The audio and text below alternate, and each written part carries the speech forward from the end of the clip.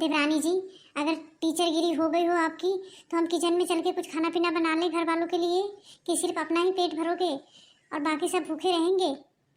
अरे जेठानी जी, आइए आइए बैठिए। आइए, मैं तो अकेले खा खा कर बोर भी हो रही थी, लेकिन क्या करूँ, भूख भी लगी थी तो बस खाए जा रही थी खाए जा रही थी। अरे क्या टीचरगिरी करना, बच्चे बड़ी शरारती होते हैं, 50 बच्चे होते हैं, सब कुछ ना कुछ बोलते रहते हैं। मेरा तो सर खराब हो जाता है, सर दर्द हो जाता है। आपका सही है, घर में मज़े से रहती हो। क्या कहा तुमने? मैं घर में मज़े से रहती हूँ? इसका मतलब तुम क्या कहना चाहती हो कि मैं घर पे काम नहीं करती हूँ? और तुम स्कूल जाती हो, बच्चों को पढ़ाती हो तो बहुत काम करती हो, तुम थक जाती हो। हाँ हाँ जेठानी जी, हाँ हाँ बिल्कुल आपने सही समझा। अरे 50 बच्चे, उसके टेंशन, प्रिंसिपल के टेंशन, पता नहीं क्या क्या होता है स्कूल में, सारे टेंशन। आपको क्या है? अरे घर में बनाती हो, खाती हो, मज़े से रहती हो। तो इसलिए तुम खाना नहीं बनाना चाहती हो? इसीलिए हमेशा कभी पिज़्ज़ा, कभी बर्गर, कभी चाउमीन, ये सब लाती रहती हो, खाती रहती हो। अरे टीचर हो, इसका मतलब ये है कि यही सब खाओगे, तुम घर में खाना नहीं बनाओगे? और स्कूल में बच्चों को पढ़ाती होगी, बच्चों बाहर की चीज़ नहीं खाना, बुरी बात होती है। और खुद रोज़ के रोज़ बैग में भर के लाएगी, खुद रोज़ के रोज़ बैग में भर के लाएगी। किचन में 6 महीने से एंट्री नहीं ली है। जब भी बोलो कि चलो साथ में खाना बनाते हैं तो कुछ ना कुछ बहाना करके टाल देती है, अपने लिए थैला भर भर के खाना लाएगी।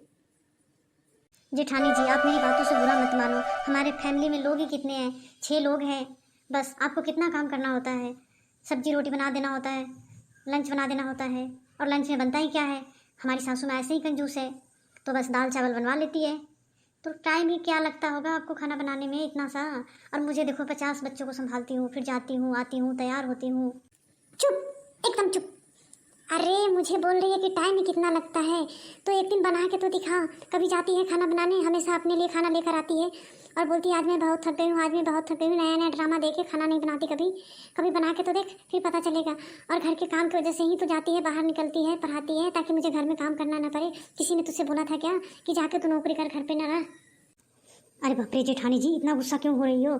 अरे जो मेरे दिमाग में चल रहा है, जो समझ में आ रहा है, वही बोला है मैंने बस। मेरे तो चाउमीन भी ठंडे हो गए, इसीलिए जाओ आप ही खा लेना। अच्छा, तो गर्म था तो तू खाती, अगर ठंडा हो गया तो उसे मैं खा लूँ? अरे रख ले पोटली में, उसे गर्म करवा लेना रास्ते में, फिर कल लेके आ जाना, खा लेना, पैसे बच जाएंगे तुम्हारे। अच्छा छोड़ो जेठानी जी, मेरी बात छोड़ो और चाउमीन की बात छोड़ो। मैं ये कह रही थी कि अगर आपको लगता है कि इतना ही आसान है बच्चे पढ़ाना, तो आप भी क्यों नहीं पढ़ाई कर लेती? आप भी क्यों नहीं बच्चों को पढ़ा लेती? मैं 50 को पढ़ाती हूँ, आप 10 को ही पढ़ा लो। हाँ, बात तो वैसे सही है। जैसे तुम घर से हमेशा गायब रहती हो, वैसे मुझे भी मौका मिल जाएगा और मैं भी ऐसे नए नए तुम्हारे जैसे साड़ी पहनूंगी, रोज के रोज बालों का स्टाइल बनाऊंगी। ओ गॉड, बैग टांग के चलूंगी, नूडल्स खाऊंगी, पिज्जा खाऊंगी, बर्गर खाऊंगी। ये किचन के खाने बनाने से मेरे को छुट्टी मिल जाएगी। ठीक है ठीक है। क्या कहा तुमने? तो तुम दोनों को काम नहीं करना पड़े इसलिए तुम दोनों घर से बाहर रहना चाहती हो? तो मेरा ध्यान कौन रखेगा? या पिज़्ज़ा बर्गर खाना चाहती हो तुम दोनों जेठानी देवरानी? अरे काम न करने का अच्छा बहाना ढूंढ लिया है तुम दोनों ने। बस टीचरगिरी करो, पैसा लाओ, अपने खर्च करो अपने ऊपर। अरे घर में भी कभी कभी खर्च कर लिया करो अगर कमाती हो तो। आ गए कबाब में हड्डी हमारे ससुर जी। अरे पता नहीं ये क्या करेंगे, हमेशा कान लगा के सुनते रहते हैं हम दोनों, कब लड़ रहे हैं, कब अच्छे से बातें कर रहे हैं, कब क्या खाएंगे, कब नहीं खाएंगे। इनको पता नहीं क्यों नहीं सासू माँ कभी ध्यान रखती।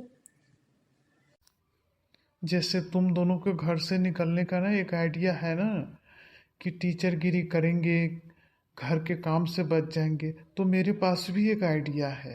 हाँ हाँ, बताइए बताइए जल्दी।